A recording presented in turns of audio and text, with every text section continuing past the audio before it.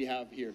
This is going to be unbelievable. We've got favorites like Esperanza, Barreras, like Melanie Lafayette in the water that'll be out there paddling against some of the top juniors that have already competed today, and so many other names that are going to be real standouts. Yeah, especially Yona Rivet from France, a young gun as well. She's here to gain experience, but she's also here to prove herself. Alba Frey from España, also a newcomer to stand-up paddling, but just a dominant performance already there in the pre-qualifier here. The list is long.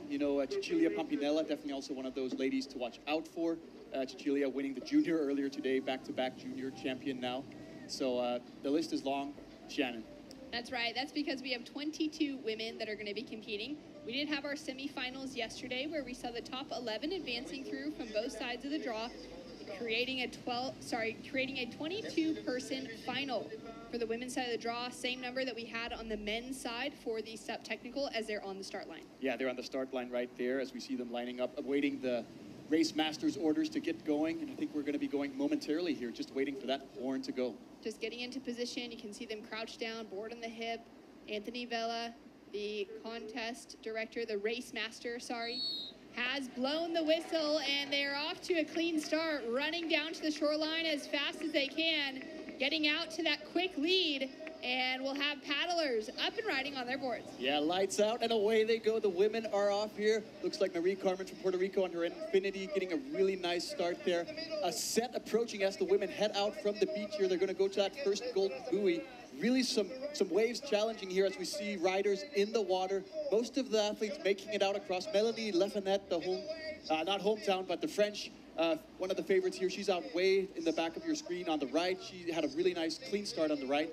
But it's going to be a whole shot here to that golden buoy. This is one of those crucial moments in the race after the start, getting into position where you find yourself in a striking position when you get to that golden buoy where you can catch the waves. Very exciting. Now explain the whole shot terminology to our audience turning in. Yeah, so the whole shot being, getting a good start to that buoy. There are no points, there's no bonus seconds or anything to get at the buoy, but there are some bragging rights. But ultimately, getting to the first buoy first or in one of the top positions just sets you up in a technical race because there are going to be some waves you can catch shortly after. And if you find yourself down, say, in 10th or 11th position, it's like going into a stoplight in the traffic. You might risk running into a red, so to say, and the ones in front of you catching the waves and, capitalizing on that, so to say, green light. So you just build your luck by getting to that first buoy first. And looking for every green light possibility that can come through on a technical race course like this. We've got the women starting to set those positions as they're approaching that golden buoy for the start of this race. 1 minute, 40 seconds down,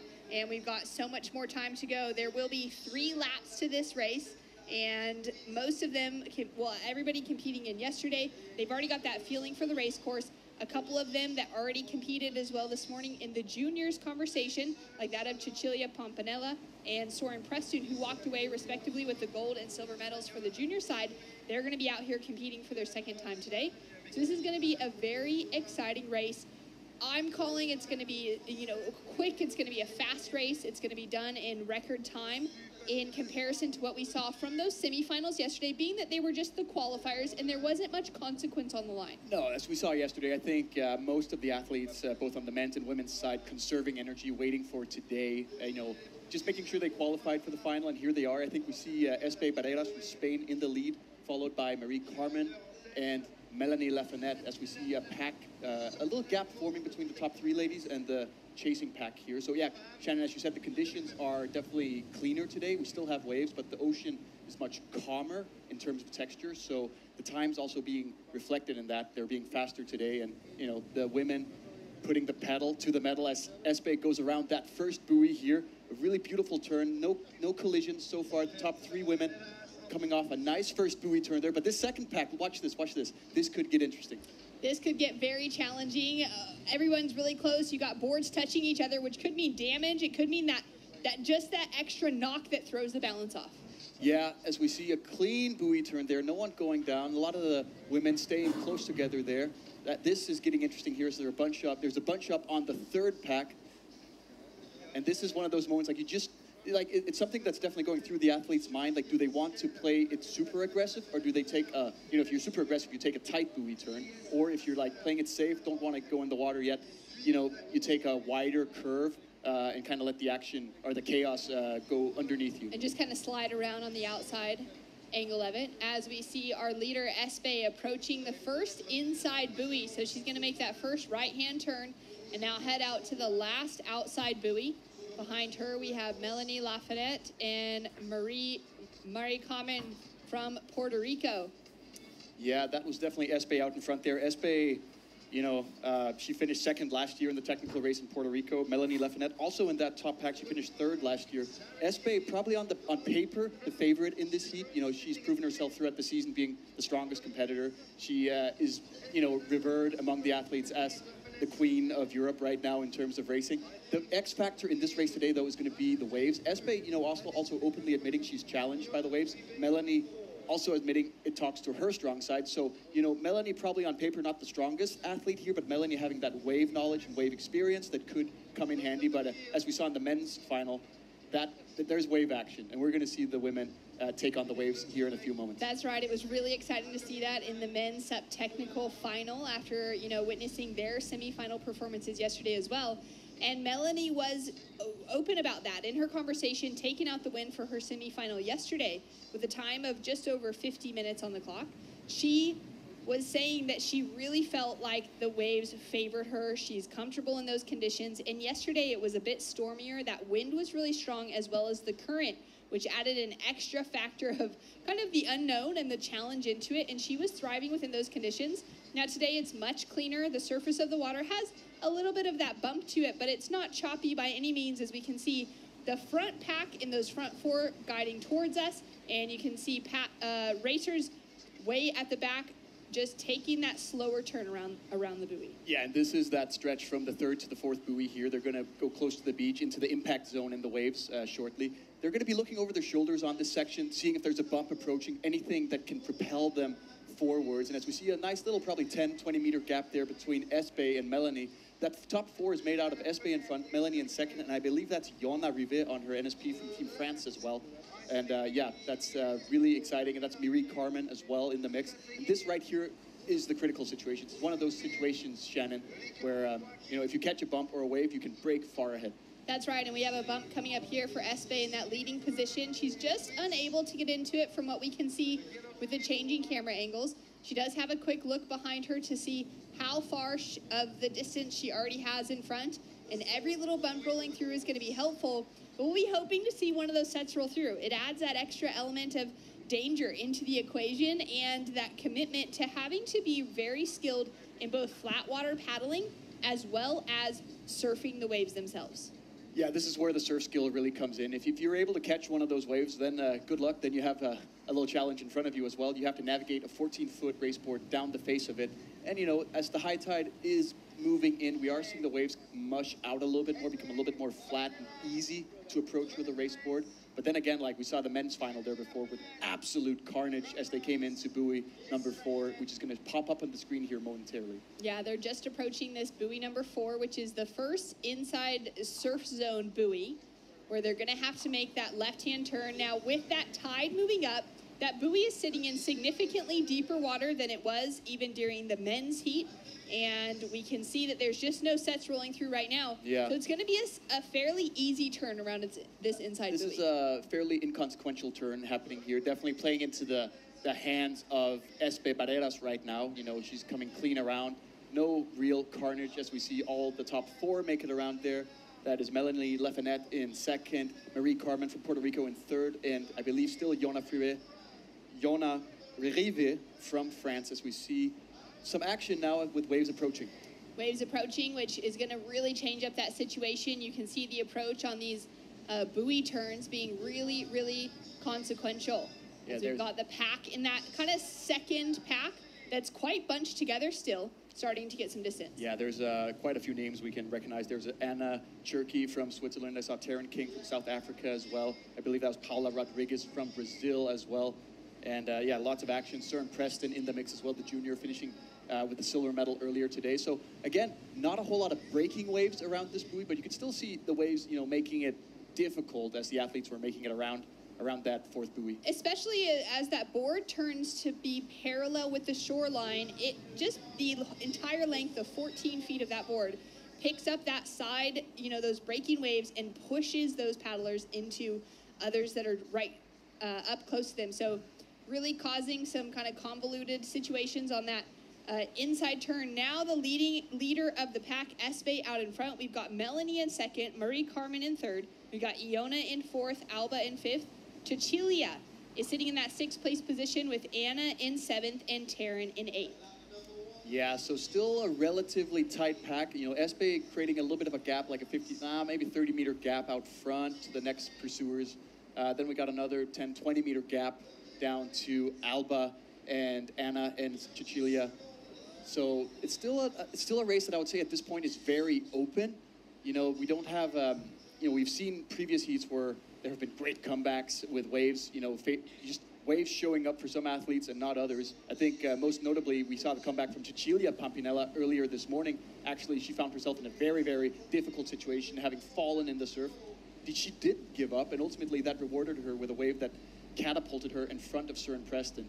So Cecilia hoping for the same magic later today. That's right. That was wild, where Søren had such a strong lead through the second and the third lap, staying steady on her feet, but then she went down on that third lap, and it was where Cecilia was able to take the advantage, as we have our leader rounding that inside buoy. So a pretty different race course than what we had at the beginning of the day, as they're coming in tight around that turn, getting that back foot up and all that technique in. That was Marie Carmen going down from Puerto Rico. That was Melanie Lafayette from France, and Marie Carmen coming into that buoy, side by side, surfing that wave. Marie Carmen just going off her board. That's going to cost her contact with that second place position, as we see Jona Revit as well going down. There's a bit of chaos there at the buoy. We see the back markers are catching up now. This is wild. So Marie Carmen manages to stay in that third place position because Iona goes down as well. Now she's holding on to that fourth. Alba Frey and Anna Cherky right there, as we're followed by Cecilia Pampinella. That's Taryn King as well. Wow, there's action right here at that number. I forget the number of the buoy, but that inside buoy in the surf zone really proving treacherous right there. That fifth buoy, I've just done the count in my head. Fifth buoy down. They're now on their way back out to that starting buoy. And there we see, I believe, Laura Del Ponte and the NSP going down as well. Ooh, almost collision. There is Søren Preston from Team USA as well. This is, these are the moments we live for in racing. This reminds me, it gives me flashbacks of that legendary Battle of the Paddle back in the day. Oh, this is exactly it, just there in Southern California. I mean, look at those waves that are rolling through and pushing the paddlers past that buoy farther than they would even want to go, but there's so much length to that board, it's challenging to hold on to that control. Wow, Tanya Eckers in the mix there. That's right, Yvette from South Africa coming in from behind as well. And just full collision on buoy number 6. It's the final buoy in the race course. They're now heading back out to the start to that golden buoy. They're in that hammer buoy zone, in that surf zone, and of course, as the pack approaches it, the sets start to roll through and take everyone out. It's Murphy's Law. What can go wrong probably will go wrong at some point. And, you know, some athletes hope for waves to come through, you know, especially if you feel uncomfortable or insecure of your wave riding abilities, while at the same time, you have athletes that just absolutely relish and love that ability to ride some waves. You know, the wave, of course, being a lot of times the deciding factor between winning and finishing in another position. But the wave also really allows you to catch your breath. If you're lucky to get a wave, you might get 10, 20 seconds where you can lower your heart rate and use that conserved energy later on in the race. 12 minutes on the clock, 12 minutes, 25 seconds to be exact, as the leaders are starting to approach the golden buoy once again. Yeah. Now, this is an exciting race. We, of course, have Esperanza Barreras, who's currently in the lead. She is a former gold medalist from the 2019 Games, from the El Salvador event. But across from the rest of the competitors, from former world champions, that of Candace Appleby, who won in 2022 last year, and 2018 as well, the two-time champion, Annabelle Anderson out of New Zealand, Penelope Armstrong out of New Zealand. Those competitors are not in the draw this week, so we could be seeing a brand new gold medalist if Espe gives up her leading position. Yeah, we might see a new champion added to that list. You know, that'd be really cool. Of course, Espe, the woman to beat here today, she has broken away, and you know, it goes without saying that she's one of the strongest athletes, not just in Europe but across the world right now. She's put lots of effort into her training. You know, there's a lot of battle there, I'd say, in the top 4 between Melanie and Espe, and Marie Carmen and Jona from France. But there's also some really great battles going on back there for the 9th through 16th positions as well. Oh, just absolutely wild for those kind of back end positions. 22 racers currently in the water And we've got still a long way ahead of us as that kind of middle pack is just approaching the golden buoy to begin their second lap. Yeah, they're just making it around that golden buoy. They're on their second lap right here. As we can see, Espe turning buoy number 2. She's going to be heading back out to the outside third buoy before going back to the beach in a little bit. She has, I mean, if I was in Espe's shoes right now, I would feel comfortable, but I'd also feel I had a huge target on my back because she does have a little lead, but that, is minimal. As we see those 50 meters, they can quickly disappear if she's unlucky with not catching a wave on the next incoming section. And if her competitors and her chasers, especially Melanie Lafayette, she's able to capitalize and catch a wave. So, it's nerve-wracking to be in the front, but it is the position you want to be in. It is exactly where you'd like to be. It'll be interesting to see the timing of the sets as they start to approach that outside buoy and make their way into the first inside surf zone buoy. As we see Espe now approaching the last left-hand turn on the outside section of the race course. There in the back, we can see our other kind of trailing paddlers. It was a real kind of tight race between that 9th to 16th place positioning. We had our South African and Terblanche, who was kind of heading up the very back of the pack and pushing the rest of the crew forward, as we've got paddlers in that first and second position heading around that last left-hand turn on the outside. Yeah, Lafayette, Melanie's going to be hoping for the ocean to dish up a nice little spicy set here to make her reconnect with Espe up in front. I see some motion out in the back. There is some swell out in the back, but Espe just powering through here. It seems like Espe's just got a higher cadence than Melanie at this point, as I believe it's still Yona Rivet from France in third place and Alba Frey trailing in fourth. It's still, that second pack right there is still in, I would say, in contention. Like they're a far ways back, but all it takes is one wave and one set, that just strikes at the right time to send them back into contention for the medals. That's right, and that could be a set that, they're able to catch and ride for a long way. It could be a set that comes in as they're taking that turn in that surf zone, hammer zone buoy, and it could knock everybody off their feet. I just had a thought right here. We might be gamblers in this world of stand-up paddling, because you see, that's what these ladies and these women at the back of the pack and also in the middle of the pack, they're hoping for something to come through from the ocean. It's kind of like a slot machine. We're just hoping we get that jackpot right there. Well, there you can see the beach is packed, and the tide has come through. If you've been watching the ISA World SUP and Paddleboard Championships throughout the day today, we had that first race that kicked off around 10 a.m.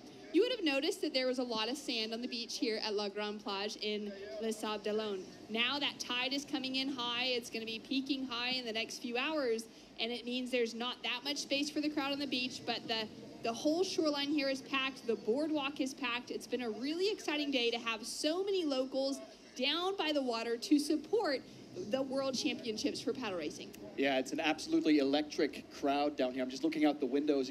The situation on the beach right here is just absolutely electric. There are hundreds of people down here watching the finals. It's like kind of like an amphitheater. It's an arena atmosphere. As we see Espe here taking a look at this bump. Yeah, she's definitely going to catch it. Just riding on the back of it. Kind of gets a little bit bogged down. Melanie looking at a wave behind. But the wave's just barely breaking. On these 14-foot raceboards, sometimes you can use the 14-foot water line of the raceboard to actually catch some of these waves. But it doesn't look like Melanie hit the jackpot on this section. And it seems like great timing right now for Barreras, for Espe in the lead to approaching this inside buoy. She's going to be able to turn with no sets coming, which is going to mean she's going to have that clean race back out to the next buoy. As we see Melanie approaching as well, having that check over her shoulder to be able to see what's coming. She's going to decide to take a really tight, sharp turn around that buoy. Yeah, she, having no pressure around her, she could, take her time going around the buoy, but obviously trying to carry as much momentum as possible every time you turn a buoy. That's Marie Carmen from Puerto Rico there, taking also a really nice line around the buoy. A little bit of a broad turn, as we see a nice little wave for Yona. Yona's probably going to catch this wave. Staying on that angle there, she might be able to do a really nice turn around the buoy here. Yeah, able to just stall before and get safely around. So coming around this buoy for the second time, looking to complete the second lap, nearly there, about 3/4 of the way through. We've got those medal positions have held the same. Gold, silver, bronze, and copper are currently the same in the lead. As we take a look now at that backpack starting to come through with that 5th, 6th, and 7th. Yeah, that was Alba right there in 5th place, and that's Anna Cherky in 6th place, I believe. from Brazil there before. That might have been Paula on her SIC board. But yeah, they're still in pursuit. I mean, the race is definitely narrowing down. They're over halfway through. At this point, they're going to start their third lap momentarily. So this is, back to Espe going to that. She's just finishing her second lap here. When she gets to the beach, she'll be going on her third.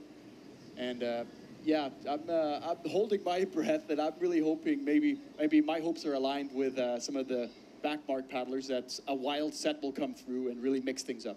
It would be very exciting. You know, we've got 22 racers out in the water right now, and still anything could happen as we can take a look at one of our paddlers starting to head into that next buoy. That'll be our leader, Espe, as we can see the beautiful beach behind and a pretty clean line for each of the racers, just kind of casually cruising. No one that's bunched together too tightly. Everyone kind of in their own cadence and their own stroke with that bit of distance between each other.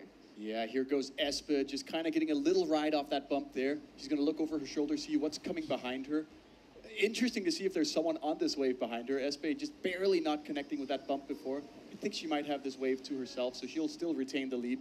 But that's one of those moments where you just dread as a competitor. You dread that you look over your shoulder and see a pack of 10 people chasing you down. That's right, and they've caught the wave, and it was the next in the set that was rolling through. Great footwork demonstrated from Espe as she starts to round here. It looks like she's got a smile on her face too as she's starting out now for her third lap. So a quick 2 laps on the 20-minute mark right now, and you've got Melanie coming in close behind. It's close. This is far from over. Melanie getting a nice ride there. It seems like Espe getting a little bit caught up at the buoy there before, just couldn't quite hit that accelerator and get out of there. So Melanie's still in that striking distance, I'd say, with a 10 to 15 meters. And Espe goes down on the set. This is a huge moment for Melanie to take strides and to gain the lead away. That door is wide open as you see Marie Carmen in the water as well. That's Yona Rivet behind her. Melanie reconnecting with Espe. Melanie's in this fight. It's far from over right now. All right. Wow, wow, wow. Now, Espe's holding on to the lead, but Melanie is right on her toes now. There is hardly any distance between the two of them. Marie Carmen went down as well. Iona is going as cautiously as possible into this turn, but sitting down in that position, she's not going to be able to swing that board around nearly as quick as our 5th place competitor starts to take over.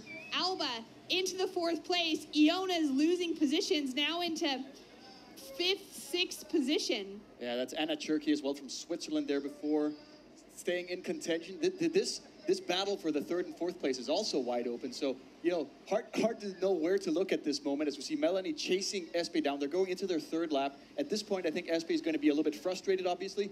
She had that comfortable lead before there, hoping she could capitalize on it. Ultimately just not able to. Cecilia Pampinella coming around there, right behind from Argentina, Alma Coleta. Taryn King just behind as well, getting stuck in the shoreline.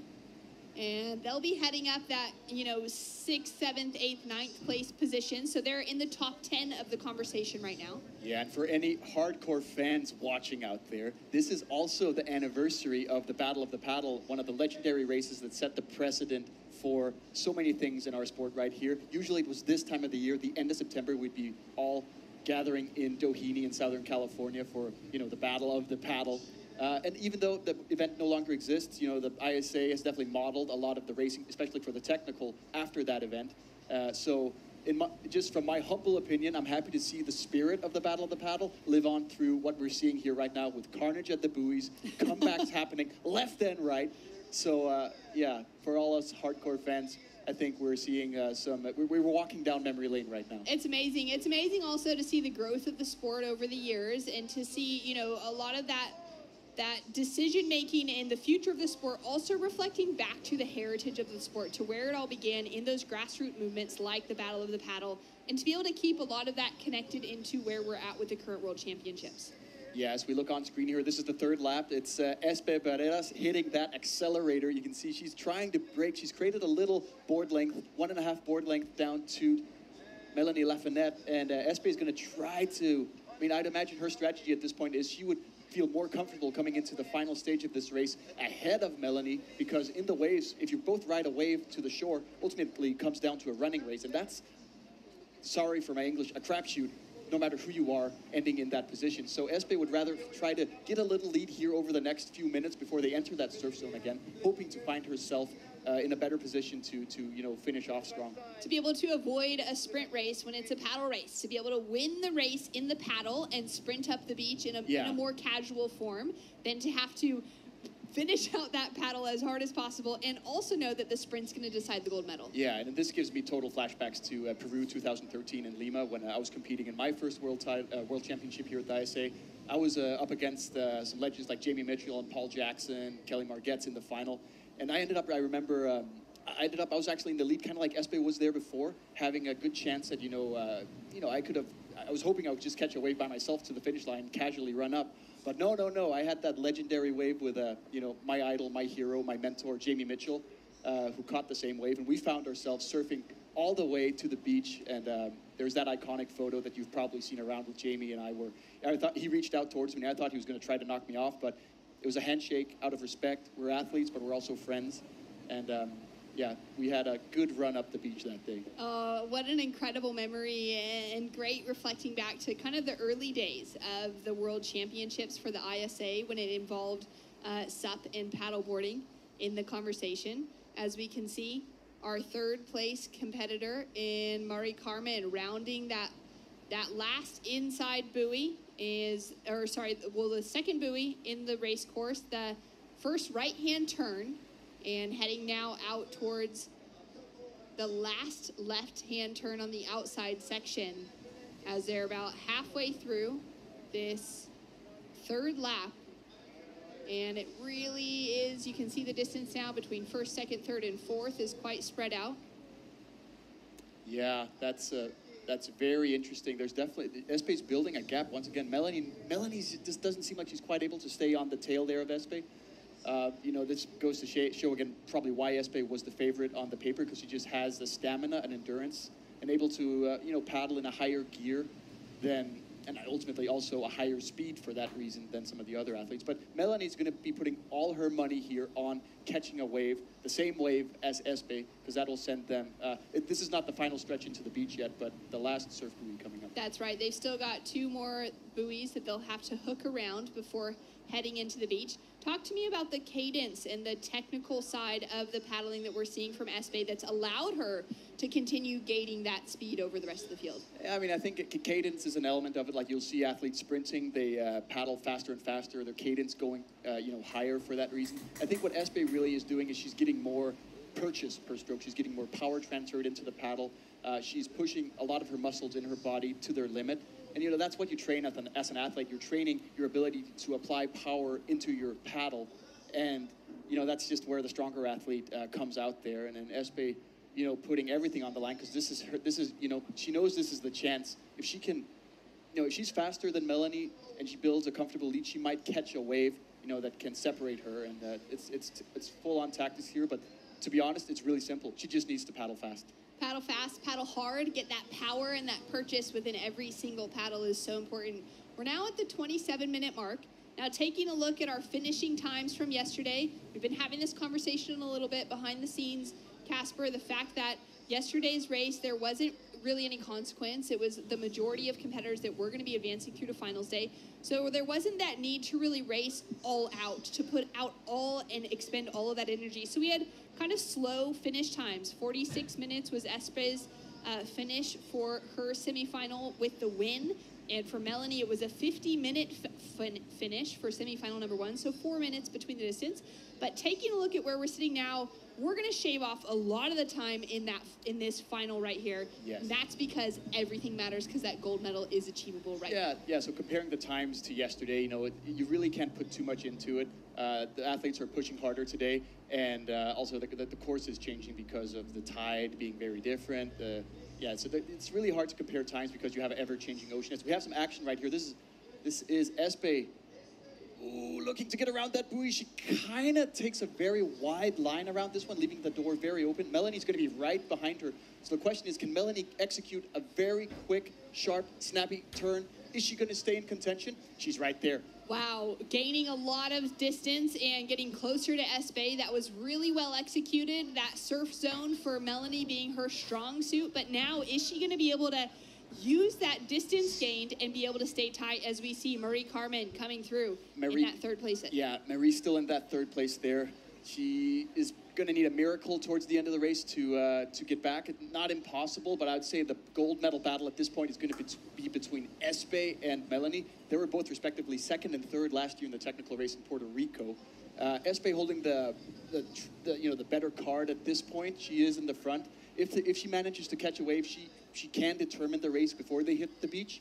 But Melanie's going to do everything she can. She's going to paddle her guts out and, just really hope for her, not a miracle, but a wave to come through there towards the end. Now, we have had some changes in our 4th, 5th, and 6th place positions. Before this, we had Iona looking like she was in a good position, but she's actually slipped down into 6th coming around this inside buoy. Alba has jumped herself into that copper medal position at the moment in 4th, with Anna sitting in 5th. And that was Espe turning that final buoy. She's going for the finish line now. Melanie right behind her. There's going to be probably 2 to 3 board lengths gap between them. This is coming down to the wire. Espe is just going to be hammering, just looking at the finish line. She might look over her shoulder once in a while, as she just did right there, seeing what the horizon is offering up for her. Melanie, I think she's just going to put the pedal to the metal here. She has to go. She has to go and just hope for a tiny little bump to appear. You can see a little bit of movement there. Not a whole lot of waves coming through. It's looking very flat. It's going to be down to this final paddle. Marie Carmen with a little more distance between herself and Melanie. Melanie slightly closer to Espe in that leading position. And Espe has gold right in front of her. She can nearly taste it as we have a bump coming through. Bump. Is Melanie going to get it? Can Melanie stay on it? She's not going to be able to get into it. Is it going to work in favor for Espe to get her into that shoreline even quicker? She's just on top of it. She's able to get a bit of traction, and she's going to stay with it, shuffling all of her weight to the front of that board as much as she can. And that's going to give her that distance to look so clean coming into that gold medal finish. Esperanza Barreras milking that bump all the way to the beach there. She's going to be on it. She knows what's happening. She's laser focused on making it to the beach. No mistakes, no mishaps. This is hers to lose. She finished second last year. She's going to take one step up this year from Spain. Espe Barreras. She's going to carry the Spanish flag all the way up. Look at that smile on her face. Espe, after an amazing battle, she is a world champion of the ISA Tech racing here today. Incredible performance from Esperanza Barreras of Spain. She won the gold medal in 2019 for the women's sub-technical race. She's now won a second gold medal here in 2023 as Melanie Lafayette has put together another outstanding race for Team France, and she will proudly cross the finish line as the silver medalist. Yeah, she's proud right there. You could hear the cheers from the hometown crowd just cheering her on. Of course, she would have wished for that gold medal, but she paddled a fantastic race. She stayed in contention. She did the right things at the right moments. Just didn't go her way at the end. Marie Carmen of Puerto Rico crossing the finish line in that bronze medal position. She's also just put together such an incredible run of events. She took away the bronze in the sprint last year and now the bronze in the 10. As we see Alba Frey here also from Spain coming in for that fourth place finish right there. She's going to get the copper medal. Number 90, Alba Frey, greeted by her Spanish team, Anna Cherky, and we have, I believe, Iona Rivette of that's France. Iona in that, I believe, 6th place position. What an incredibly tight finish as we saw the women coming in across that finish line. Alba Frey for Spain, like you said, getting into that copper medal position, which means Spain has 2 medalists. And I don't know what's going to happen with the team standings because we have had so many teams across today have multiple medalists. I have no idea, Sean. And there's so many medals being handed out today. To be honest, it's almost an overload. I think we could easily spread the action of today out over multiple days, which I think will be the case in Denmark next year, because there's so much action we could dive into here. So many ways to recount it, as we see number 49 there, Rika Okuwaki from Japan. Great race from her as well. Argentina in the house right there. Lots of energy. I love this. I love these shots right here as we see the athletes running up the beach with the flags. Having done that a few times myself, I know that's just one of the best feelings.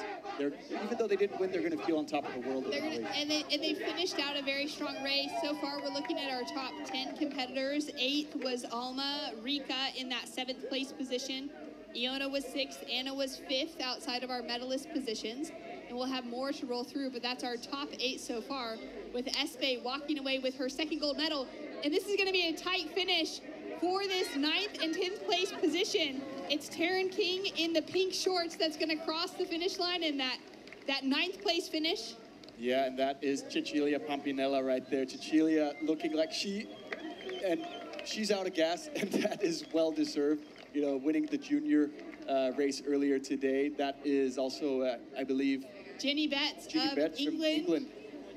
And an incredible race from Team England, getting themselves in the conversation for, you know, that top 15, coming through as that 11th place racer. And Cecilia, after having won the gold medal in the junior technical race, she's now finished tightly within that top 10 conversation for the Opens, and she'll be winning an Open gold medal before we know it. She's going to be in contentions for many years to come. Cecilia, you know, I think it's just fair to say she gave everything she had earlier today to make that comeback happen in the junior women's, as we see a nice little finish to this wave here. Couple of waves coming into play for our 12th, 13th, and 14th place competitors that are going to be racing across the finish line. There's contact. Contact on the finish.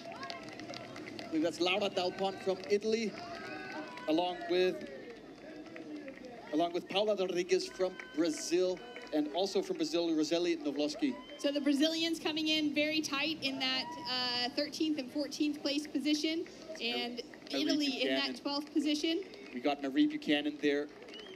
I think she was competing back in 2013 as well at my first event. Marie Buchanan still staying in the mix. That's really cool to see. Incredible for Team England, 50 years old for Marie and 49 for Jenny. So two of the oldest competitors in the draw this week, and putting together an incredible race and showing what the body can do at that stage of life in holding together and in really performing at such a high technical level with that endurance as well. Yeah, so we see Tanja Ecker from Germany right there jumping off her board. She told me earlier today she was feeling kind of winded. She paddled the legendary 11-city tour a few weeks ago, 220 kilometers over 5 days. So, you know, as she said, she was just looking forward to surfing a few fun waves today and seeing what damage she could do to the field.